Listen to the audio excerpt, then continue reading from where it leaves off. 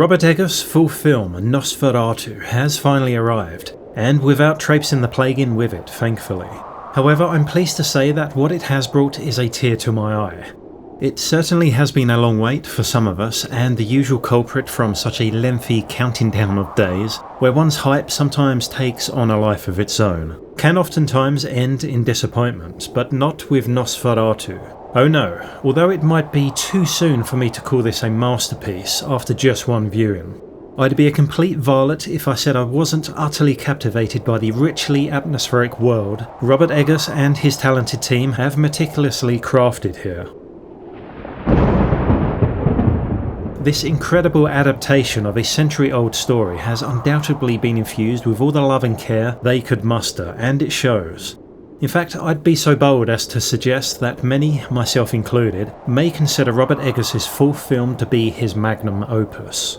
I don't want to go too heavy on the overall synopsis, because if you've seen it then I'm telling you what you already know, and if you haven't, please bookmark this video for later and head on out to watch this modern classic, as there will be some minor spoilers. Instead, I'd rather speak about what captivated me and why I fell in love with this film, but also why you absolutely should experience this at the cinema while you still can.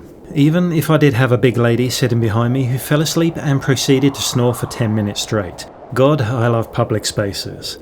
Sadly, Universal and Focus Features are absolute sods when it comes to copyright, so I'll be showing what I can as I break down my thoughts on this year's best horror picture in my opinion, and one that definitely begs repeat viewings. The film begins as I had hoped. We are introduced to the main characters at a pivotal moment in their lives. We learn of Ellen Hutter's past inflictions, or rather self-inflictions, brought about in her youth by a desire to escape the torment of her loneliness and despair. These prayers were not answered by a benevolent angel of comfort, but instead by a dark, malevolent and demonic force, Count Orlok, which ultimately culminates in the horrors yet to arrive. As we begin to observe the rich historical accuracy of civilization in this period, as is always an expected treat with an Eggers film, all of the delightful dialogue, etiquettes and social graces masterfully demonstrated by the talented cast and fantastic writing had really begun to anchor my immersion into this world. I found the relationship between the Hutters and the Hardin family every bit as genuine and authentic as the portrayal of the time setting itself. From the ornate and poetic articulation of the spoken languages in the early 1800s, to the dazzling richness and breathtaking scenery of every location visited, the hauntingly picturesque Carpathian Mountains in Transylvania, or the Gothic splendour encapsulating the fictional town of Wisborg, located in Germany, the entire film embodies a compelling sense of realism, whilst simultaneously immersing us in an all-encompassing otherworldly experience, mesmerising its audience with a symphony of sight, sound and mood. One of the film's strongest demonstrations of this unique atmosphere and tone was when Thomas Hutter found himself lost and alone at a crossroads in a forest as he travelled to Orlok's castle by night. I find it hard to conjure the words to describe how enchantingly hypnotic and ethereal the surroundings and atmosphere were, while also evoking a menacing eeriness quality to it. The beauty of the moon's reflected light rays penetrating the forest canopy compared to the gloomy and unnerving crossroad beneath seemed to create this harmonious contrast with an odd kind of synergy to the whole setting. In these moments, you were truly able to feel the demon's presence and sense his far-reaching power without him even being there. This must have been one of those shots that Robert Eggers spoke of when he described the immense difficulty of capturing the desired cinematography, as well as colour grading this particular scene, and understandably how they were incredibly relieved when it was finally achieved. Most of the cinematography was breathtaking to behold and complemented the story's premise beautifully. As the straightforward yet compelling plot unfolds, we follow the well-meaning Thomas Hutter on a fool's errand to Count Orlok's remote castle in Romania, at the behest of his employer, who is later revealed to be an intricate part of the demon's grand plan. And boy, did this tormented individual have some agonising scenes where if you're not a fan of blood, gore and a little nakedness, then it's not for the faint of heart. Once there, he is to present real estate deeds awaiting the Count's signature pertaining to a large property located opposite the Hutter's residence back in Wisborg. The perilous journey and the unsettling omens along the way serve as harbingers of the horrors to come. Yet it is within the castle's shadowy walls that the full weight of dread descends.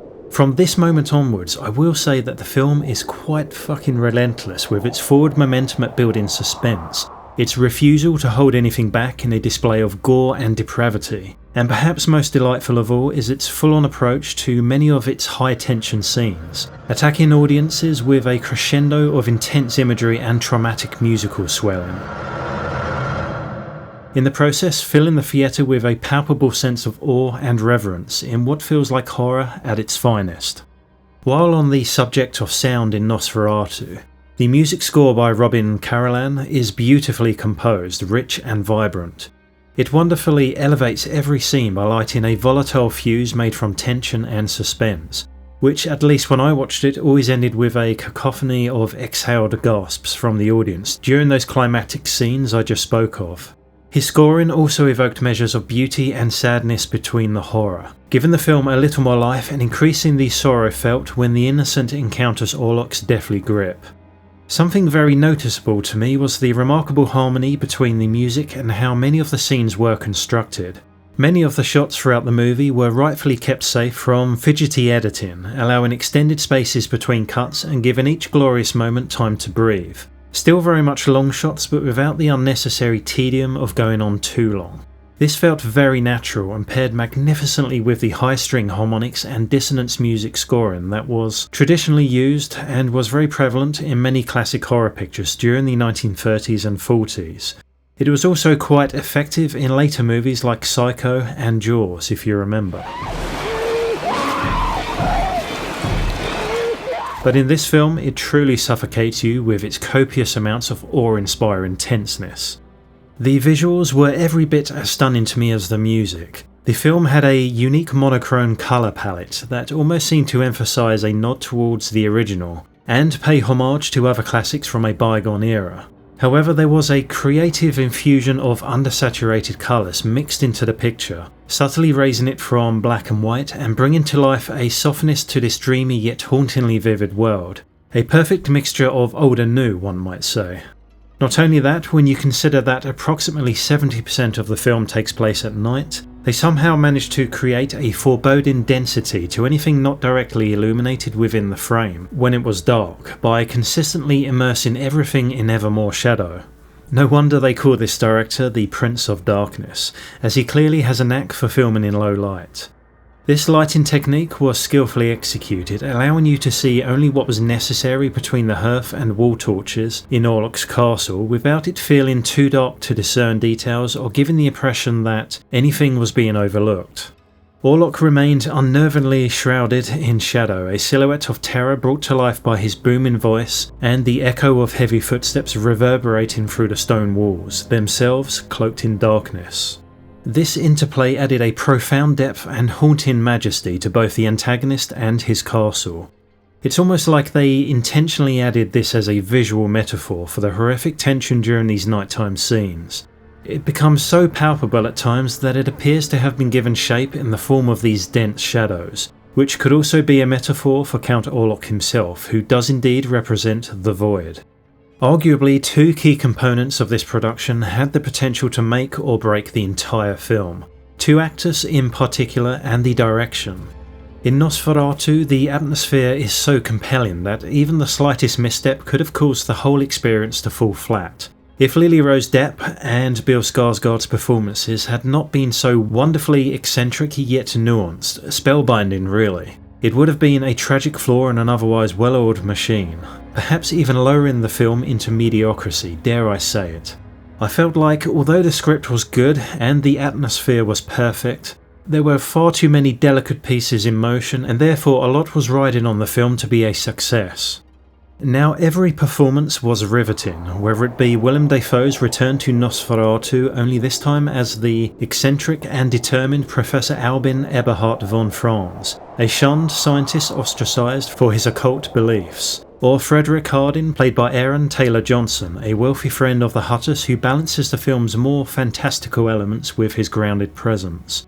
I'd also be remiss if I didn't mention Nicholas Holt's Thomas Hutter. Ellen's husband, who unwittingly facilitates a vampire's move to Wisborg, whose portrayal captures the naivete and eventual horror of a man entangled in the film's eerie and disturbing supernatural events. Nicholas really carried the first film's act with ease, delivering a captivating performance that was especially enjoyable during his stay in Romania. His visit to a small gypsy village provided quite a vivid culture shock, setting the stage for the eerie arrival at the castle. It was also lovely to see the vocally booming Ralph Ineson working with Eggers once more as Dr. Wilhelm Sievers, Ellen's physician, whose empathetic concern reflects the limitations of science when faced with the paranormal. Also, a quick shout out to the director, Robert Eggers, who has now grafted his way into the golden league of filmmakers, with 4 uniquely solid movies under his belt. I believe that when we catch wind of his next adventure, it will feel like one of those Christopher Nolan moments in which fans wait patiently with anticipation until that fateful release day. In Nosferatu, Eggers demonstrates a profound understanding of his characters. In particular, I loved how far he delved into the psychological torment of Count Orlok while humanising the supporting cast in ways that amplify the emotional stakes. His blending of historical authenticity with gothic horror created this eerily tangible world I was gushing about earlier. Although some reviews describe this film as a safe retelling that was scared of its own shadow, I didn't experience that. I thought he expressed the interplay of love, obsession, and the eternal dread of mortality exceptionally well, breathing new life into the story's timeless themes. However, the performance standouts of the film were able to provide the magical ingredient, making it magnificently whole and solidifying Nosferatu's third adaptation as something truly spectacular. They are, of course, Lily Rose Depp as Ellen and Bill Skarsgård as Count Orlok. Lily, who we know, comes from great talent. Although I haven't seen too much of her in anything else, considering Anya Taylor-Joy was initially wanted for the role of Ellen, I thought she brought a surprising amount of fragility and elegance to this role. But when tortured by her curse, she could transform into something else entirely, easily giving Linda Blair from The Exorcist a run for her money. Also, knowing that no CGI or props were required for Lily to perform these wild and unhinged possession scenes, as the director described it, makes a noticeable world of difference. She made it easy to believe in the suffering with her striking physicality that couldn't have been easy to perform, even if it was fun to explore.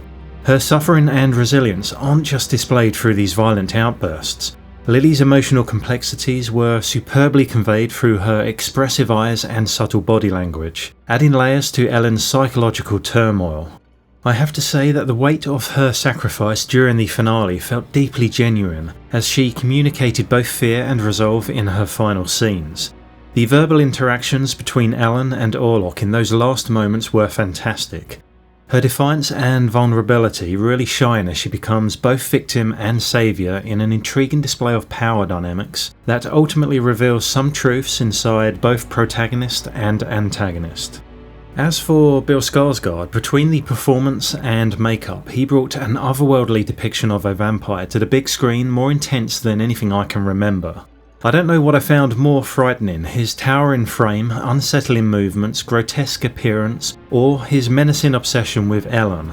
There was something quite disturbing about Count Orlok's manner and melancholy, hinting at a centuries-old loneliness that added so much depth to his dark, twisted yearning for connection with Ellen. His desires were less predatory and more malevolent, I would say. It seemed to create this inescapable tension for an outcome that was sadly fated to be. And what about his voice? Wow. Large parts of the film are so heavily steeped in ancient folklore, and his voice was instrumental in crafting who and what Orlok is.